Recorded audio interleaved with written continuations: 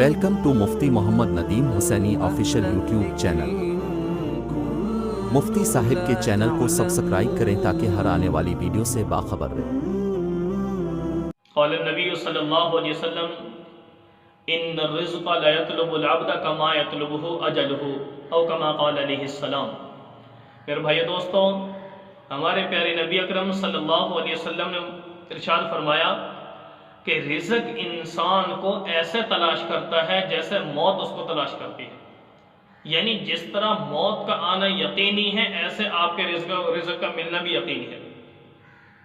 اور ایک حدیث میں نبی اکرم صلی اللہ علیہ وسلم ارشاد فرمایا ان نفسا لن تموت حتی تستکمل رزقها، کہ جب تک انسان اپنے قسمت کی روزی حاصل نہ کر لے، اپنی قسمت کا لقمہ کھا نہ لے، اسے موت نہیں آ سکتی۔ تو اسے میرے دوستوں، نبی اکرم صلی اللہ علیہ وسلم کی احادیث کی روشنی میں ہمیں جو سبق ملتا ہے وہ ان فرامین کے ہوتے ہوئے کہ لوگوں اپنے رب کے دیے ہوئے پر قناعت اختیار کرو۔ آج ہر کسی کی دوڑ لگی ہوئی دنیا کے پیچھے، ٹھیک ہے، نہ حلال کو دیکھنا، نہ حرام کو دیکھنا، نہ جائز کو دیکھنا، نہ ناجائز کو دیکھنا، بس مال آنا چاہیے۔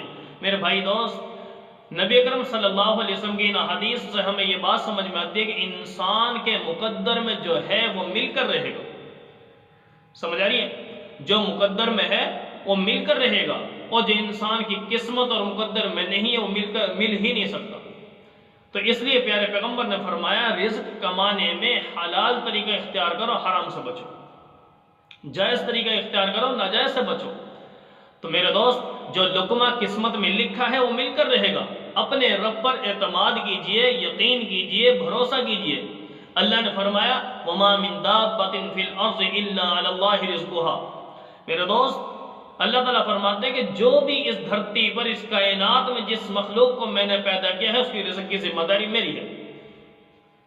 میرے رب نے جب اس کی ذمہ داری لے لی تو میرے دوست اب بتاؤ، جو رب کے ذمے ہے انسان نے وہ اپنے ذمے کر لیا۔ یعنی اللہ نے فرمایا روزی میرے ذمے ہے، عبادت تیرے ذمے ہے بندہ۔ اب بندے نے عبادت کو چھوڑ دیا جو بندے کے ذمے تھی، اور روزی کو اپنے اس ذمے لے لیا جو اللہ کے ذمے تھی۔ تو میرے دوست، اپنے عقائد اور نظریات کی اصلاح کیجئے، اپنے رب پر بھروسہ کیجئے۔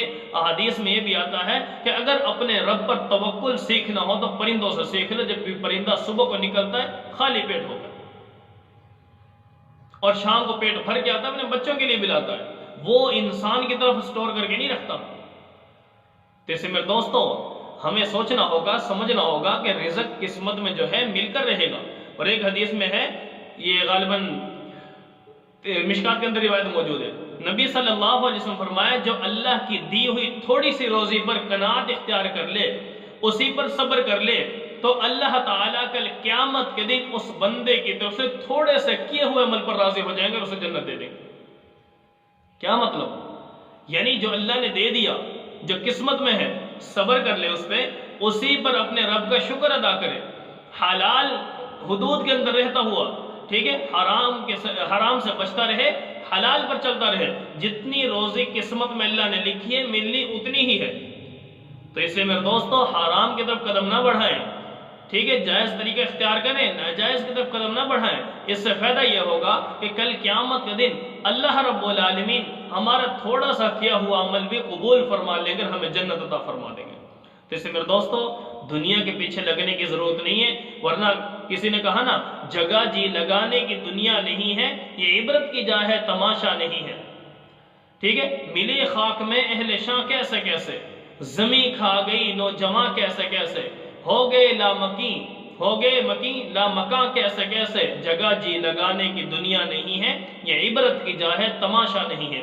میرے دوست، ہمیں اپنے رب کو راضی کرنا ہے، اپنے رب کے احکامات پر چلنا ہے، اس دنیا کے پیچھے نہیں لگنا، دنیا سے دھوکہ نہیں کھانا۔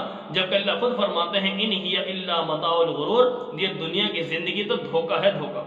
وما هذه الحیات الدنیا الا لہو ولعب، یہ تو کھیل کود اور تماشا ہے، اس کے سوا کوئی اس کی حقیقت نہیں ہے۔ اور ایک حدیث کا مفہوم ہے، ہر شخص قیامت کے دن یہ کہے گا، تمنا کرے گا، امیر ہو یا غریب ہو، کوئی بھی ہو، کیا کہے گا؟ کاش کہ مجھے بقدر کفایت روزی مل جاتی، مجھے فالتو نہ دی جاتی، مجھے جو اتنا میرے پاس مال تھا دنیا میں، کاش کہ مجھے ملتا ہی نہ۔ ٹھیک ہے، مجھے دنیا میں بس اتنا مل جاتا کہ جو میں ایک وقت کھا لیتا، دوسرے وقت کے اللہ مجھے انتظام کر دیتے، جو میں دنیا میں جوڑتا رہا، ٹھیک ہے، اتنے زیادہ میں ذخیر اندوزی کرتا تھا، یہ معاملات کرتا تھا۔ میرے دوست، آج دنیا کی دھن میں ہم یہ سب کام کر رہے ہیں، لیکن ہمارے رب نے منع کیا کہ اتنی فکر نہ کرو، کل کو روزی بھی اسی رب نے دینی ہے۔ اللہ تعالیٰ سے دعا ہے کہ امت مسلمہ کو اللہ تعالیٰ نبی صلی اللہ علیہ وسلم کی سنتوں کے مطابق اپنی زندگیوں کو گزارنے کی توفیق عطا فرمائے۔